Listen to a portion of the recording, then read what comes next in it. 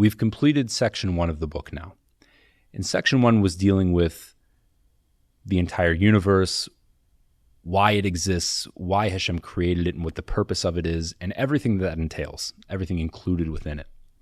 Now we're going to get into more of the details, more of the specifics of how Hashem interacts with that system. And we're going to be using a term, starting with this chapter and throughout a fairly large section of the book, probably all of section 2. And this term is the Hebrew word hashgacha. Hashgacha. Hashgacha. Very good. I want our listeners to learn this word because we could translate it as oversight or supervision, which are not bad translations, and we'll explain in more depth the meaning of this word in a second. But I think it's important to use the original word so we don't conflate some of the preconceived notions that we have with our English terms. I'd like to keep this word separate. Let's use it only in the Hebrew so that we can associate this term specifically with what we want it to mean, which is the way that Hashem oversees the world in a way that Hashem takes responsibility for ensuring that it functions appropriately. Okay, so we don't want to use an English translation because we might falsely believe that it's too accurate, or that it's a very accurate translation when the original Hebrew sounds like it carries more meaning. That's always the challenge of translating things, is that every language has its own connotation based on its culture for each word. And so therefore, we might be misled a little bit. So we're going to use this word hashgacha. We're going to learn it and use it. And I might translate it from time to time as oversight or something like that, but we should be familiar with this word. So what does it mean? Hashgacha does come from the word to supervise or to oversee something, but it has the connotation also that I'm not just passively observing, I'm taking responsibility for it. I'm concerned with it.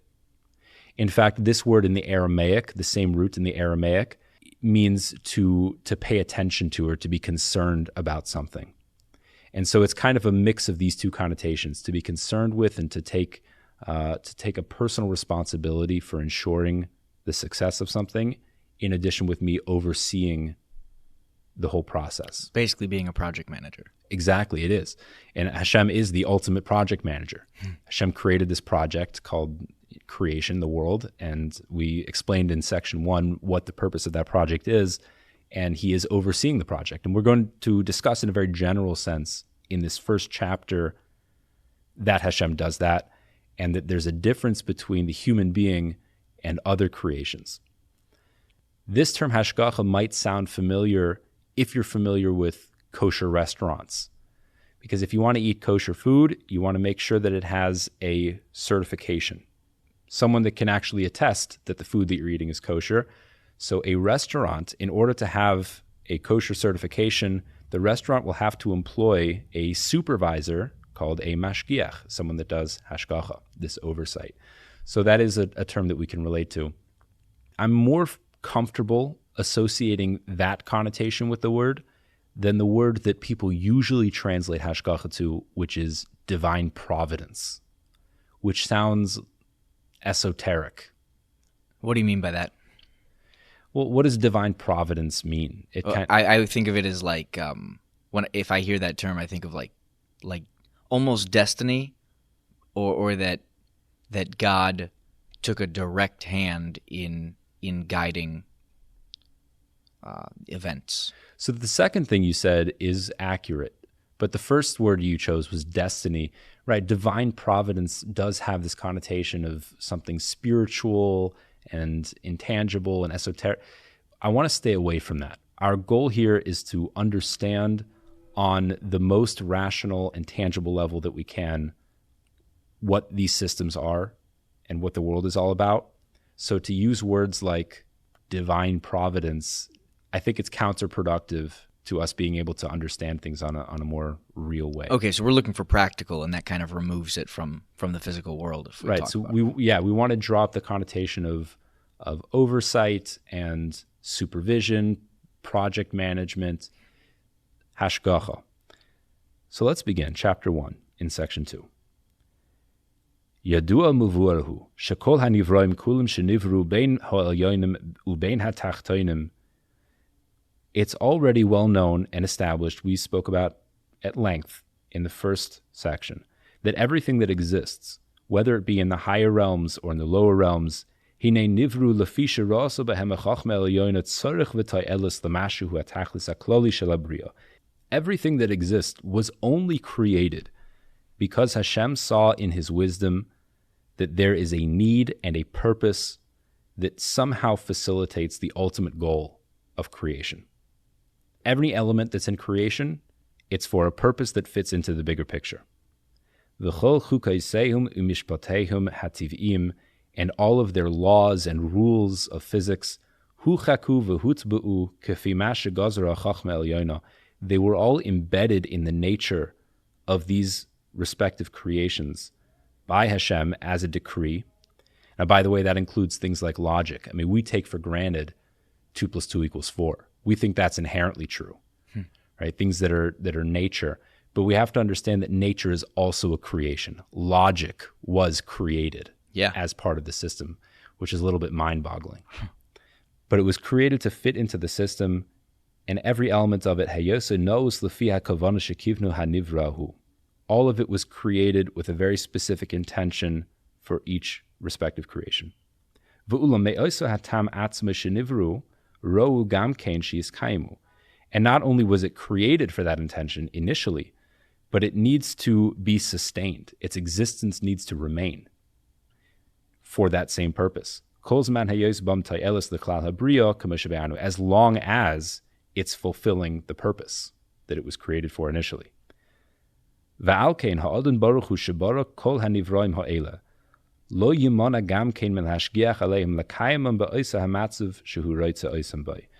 therefore, since they not only were created for a purpose, but need to remain in existence in order to fulfill that purpose, there needs to be a constant supervision, a constant hashgacha on every element of creation in order to ensure that it's in its proper state and because the sustenance of that thing is an active thing that God is actually doing continuously. So he's got to be observing all of these things constantly to see if they're still fulfilling their purpose in existence. Exactly. Observing, and more than observing, with all the connotations that we spoke about earlier of hashgacha, an active observance to be concerned with and to ensure that nothing is hashgachaing. Right, to be mashgiach. Now, obviously, things aren't just going to randomly go haywire. Everything happens because Hashem created it that way. Nevertheless, it still does require an active supervision. And we'll see why throughout the rest of this section. Okay. By the way, Rosh Hashana is coming up, and I think it's appropriate to speak out now that we relate to Rosh Hashanah as the day of judgment. I mean, that's what it's called in all of our prayers. Yom Hadin, the day of judgment. What that really means is it's an accounting. The judgment is not Hashem deciding if you're a good or bad person. What we're taught is that Hashem is taking a full accounting of all of creation, not just human beings, but everything in reality. Just like if you were an employer and you started a business and you hired some employees to work in your business, you'll take an accounting of your business. You'll see if your products are appropriate, what your costs are, and you'll do a performance review of your employees. So you might do a yearly performance review, and you'll bring it. You might notice halfway through their contract, their yearly contract, that maybe they're not up to snuff. And it could be that, you're not going to fire them on the spot, maybe. You'll give them some time. You committed to investing in them for the next year. Maybe you'll try to encourage them. You'll give them some words of... Might watch them more closely. Watch them more closely, give them advice, because they're still part of your business. You'll want to invest in them. Now, after that year is up, you'll do a performance review, and you'll make a decision. Let's say they're still not fulfilling all of their obligations that you expect from them. You won't necessarily fire them. Maybe you'll determine that that's the right course of action. It's just not worth it. Or maybe you'll see that this person has a lot of potential that's just been untapped. And maybe you have some ideas for how to unlock that in your employee. And even though they haven't been fulfilling their obligations, it could be a worthwhile investment for you to keep them on, because the potential of what they could do for your company could be amazing. It just hasn't been unlocked yet. And you're going to give them another chance, and you're going to try again and reinvest in them. Or maybe not. Or maybe you'll determine that it's not worth the effort and it's too much of a risk, and you'll eliminate them from your company. You'll let them go. This is the way that Hashem is doing a global, universal performance review of everything in creation. Does it fit into the system? There's a goal for all of reality, and everything that exists within it must be facilitating that ultimate goal. So the question is it? And is it worth keeping on? What we're taught is that the books of life and death are open in front of Hashem, and it will be determined on Rosh Hashana if you will live for the following year, if you will die. So your name gets written in one of those books. You're right. It feels a little scary, and some people might have the reaction like, why would Hashem kill me? Am I such a bad person that Hashem should kill me? And it's coming from the wrong perspective. It's coming from an unjustified point of view that I just live. I deserve to be here, and someone would have to take it from me, Exactly. rather than I'm constantly being given life. Right. My life is mine. I'm already here. It's established. Why would Hashem kill me? That's not what's happening. You are presently being put into this world at every moment. The question is, do you still fit into the system? Are you valuable? Are you an asset? Are you facilitating the system, or are you detrimental to the ultimate goal? And the answer to that question is beyond all of us. And by the way, just because someone dies doesn't mean that they're detrimental. It could be that they fulfilled their purpose. You know, you hire a person to do a job, a contractor, and he does his job, and he goes home, and he's not part of your company anymore. It doesn't mean you fired him. He did his job, he finished. And so it doesn't necessarily mean just because someone died that they're detrimental to the system. But the calculations are incalculable for human beings. But that is what's happening, and it's just a little insight about what's happening on Rosh Hashanah, the Day of Judgment, and how it fits into, just this opening paragraph here in chapter 1. All right. Number 2. V'ulam, kvar hikdamnu b'chelik rishon perek hamishi. We already explained, actually in the previous chapter, the last chapter in section 1, shetechilas hanivraim kulam heim hakoiches hanivdalim. The beginning of all creatures, of everything in existence, is these kochos hanivdalim that we spoke about last time, these potential powers in the spiritual realm. Umehem mishtaushlim hageshamim. And from there is a chain link of energy and influence that shows up down here in the physical realm.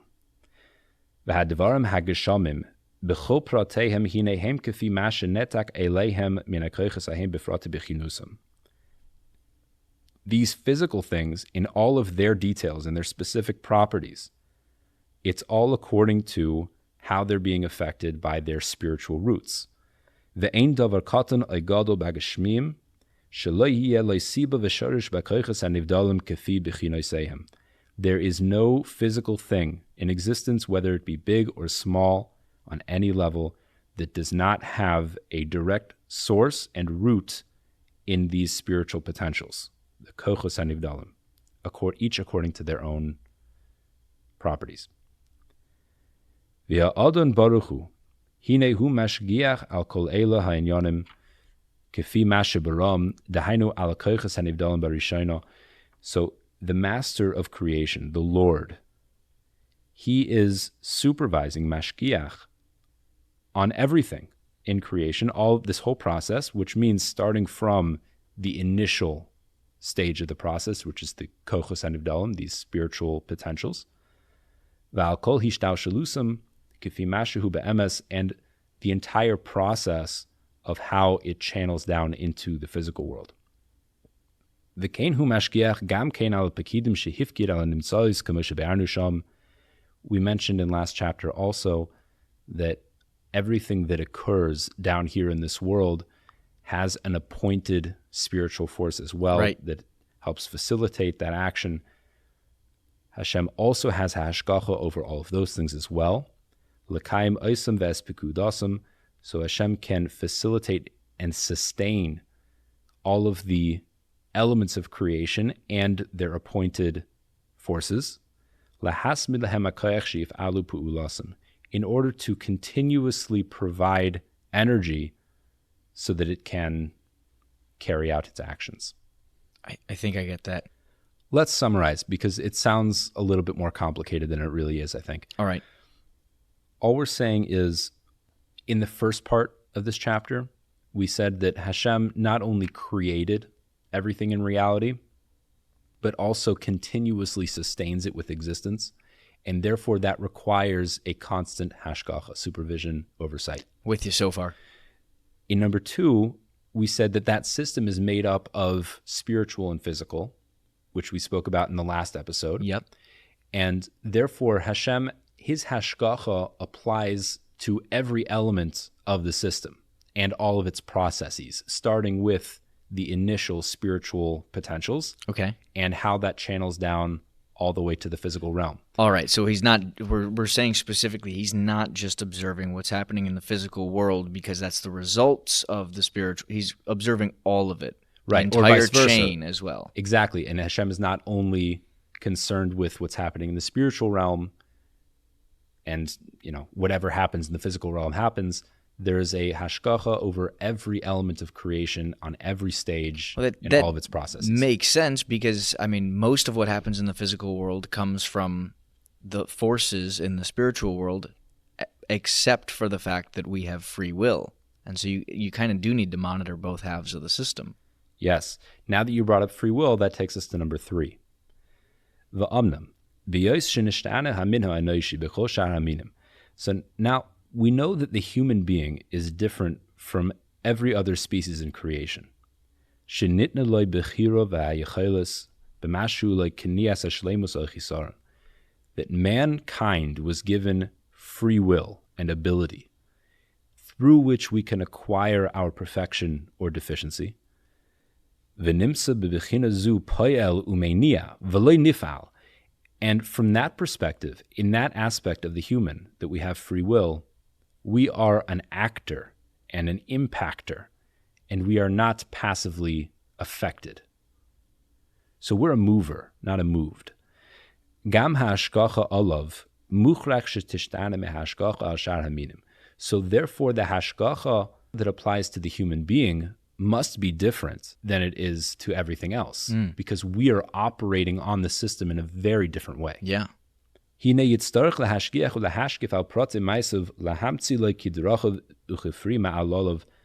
therefore Hashem needs to provide extra scrutiny and hashgacha on the details of all of our actions in order to, let's say, present us with opportunities along each of our respective paths and in accordance with the results of our actions. V'nimsa sheyushkachu masav kulam v'todasehem